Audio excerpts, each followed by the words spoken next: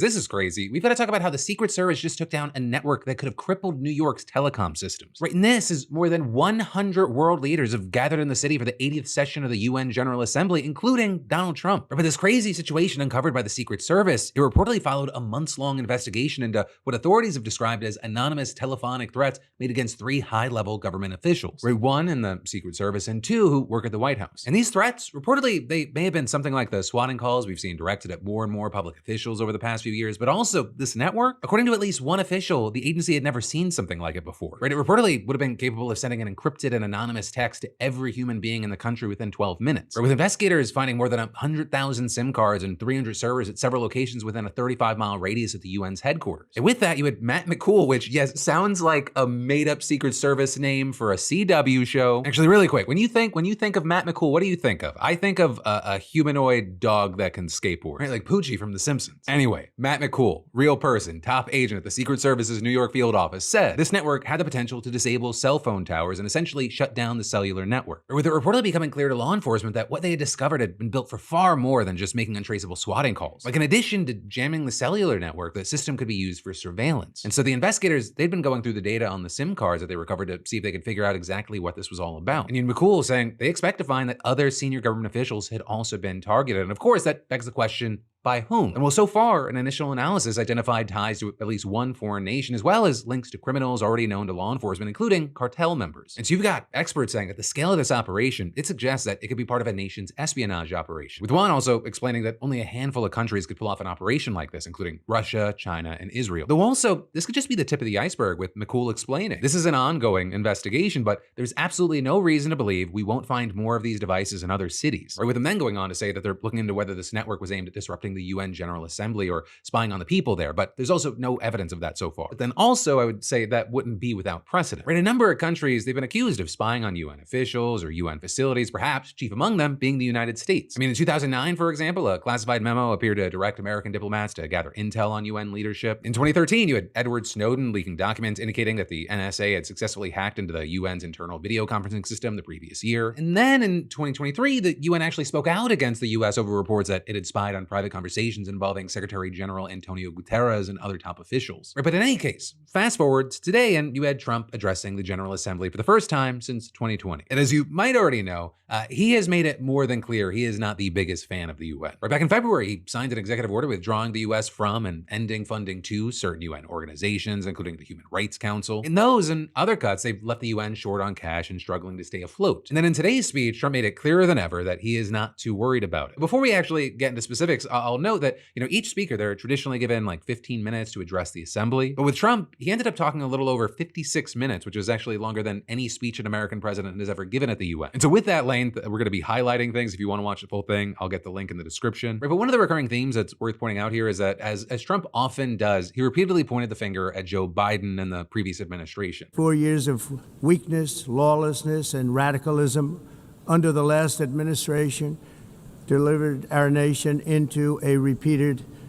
set of disasters. Right, and then sort of on the flip side of that, he took credit for digging America out of this hole that Biden created in record time. 1 year ago, our country was in deep trouble, but today, just 8 months into my administration, we are the hottest country anywhere in the world, and there is no other country even close. On the world stage, America is respected again like it has never been respected before. And then with that, he made a number of, let's call it, bold claims about the state of the American economy, saying he built the greatest economy in the history of the world during his first term and is doing it again now. You then also had Trump celebrating other perceived successes, including the drop we've seen in crossings at the southern border. With Trump comparing the US and other countries' immigration situations and saying, it's destroying your country, and you have to do something about it. It's time to end the failed experiment of open borders. You have to end it now. See, I can tell you, I'm really good at this stuff.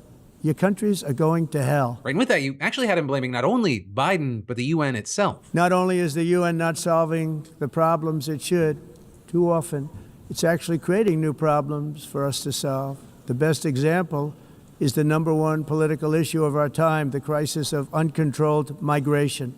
It's uncontrolled. Your countries are being ruined. The United Nations is funding an assault on Western countries and their borders. And then you also had Trump accusing the UN of not even trying to end wars while repeating the false claim that he has ended 7 of them. No president or prime minister, and for that matter, no other country has ever done anything close to that. And I did it in just 7 months. It's never happened before. There's never been anything like that. I'm very honored to have done it. It's too bad that I had to do these things instead of the United Nations doing them. And sadly, in all cases, the United Nations did not even try to help in any of them. I ended 7 wars, dealt with the leaders of each and every one of these countries, and never even received a phone call from the United Nations offering to help in finalizing the deal. All I got from the United Nations was an escalator that on the way up stopped right in the middle. And then with that escalator comment, he also went on to complain about the teleprompter, which apparently wasn't working at the start of his speech. And this kind of devolved into a weird tangent that seemingly got at the heart of his problem with the UN, which is apparently that several years ago, like before he was president, as a real estate developer, he bid on a project to remodel a UN building, and the UN had the audacity to go after another offer. But then getting back to ending wars, as far as specific conflicts, you had him touching on Israel and Gaza, and specifically the question of Palestinian statehood. Because yesterday there was a meeting which was boycotted by the US and Israel focused on drumming up support for a 2-state solution. And that ended with several countries, including France, Belgium, Luxembourg, Malta, and Monaco, announcing or confirming their recognition of a Palestinian state. Right, and that it came a day after the United Kingdom, Canada, Australia, and Portugal did the same. But here you had Trump repeating the argument that's been made by Israeli Prime Minister Netanyahu, which is that doing so is just a reward for Hamas. So very notably, you already had Secretary General Guterres pushing back on that idea yesterday, saying that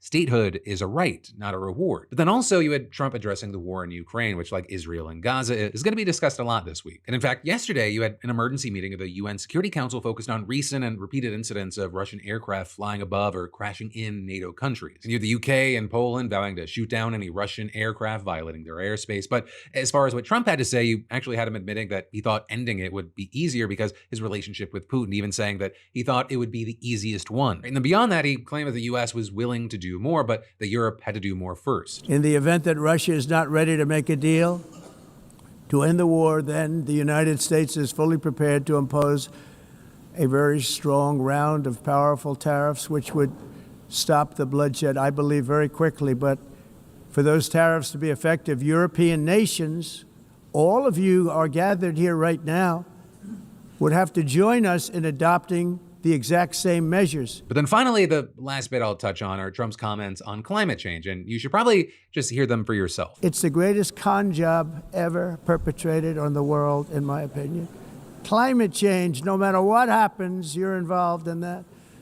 No more global warming, no more global cooling. All of these predictions made by the United Nations and many others, often for bad reasons, were wrong. They were made by stupid people that have cost their countries fortunes and given those same countries no chance for success. If you don't get away from this green scam, your country is going to fail. And I'm really good at predicting things, you know? And actually, with that, you had a BBC reporter in the room reporting that there were actual audible gasps when Trump called climate change a con job. Though really not the most surprising thing to come out of Trump's face. Right, Trump is pulling the US out of the Paris Agreement, and his administration is dismantling climate policy within the states. With that, I also have to note that the world is having a hard time with all this. Right? In fact, there's a special climate summit that's going to be taking place tomorrow at the UN. Right? And that is focused on the commitments that most nations besides the US have made to weaning themselves off fossil fuels. Though a big thing with that is, while they were supposed to come up with new 5-year plans to curb carbon emissions by February, it's now September and only 47 of the 195 nations have actually done so. You know, a lot of play here. We're gonna have to wait to see what the continued fallout and reactions are. And in the meantime, of course, I'd love to know your thoughts here. Well, this is a news show. I, of course, also love for it to be a conversation in those comments down below.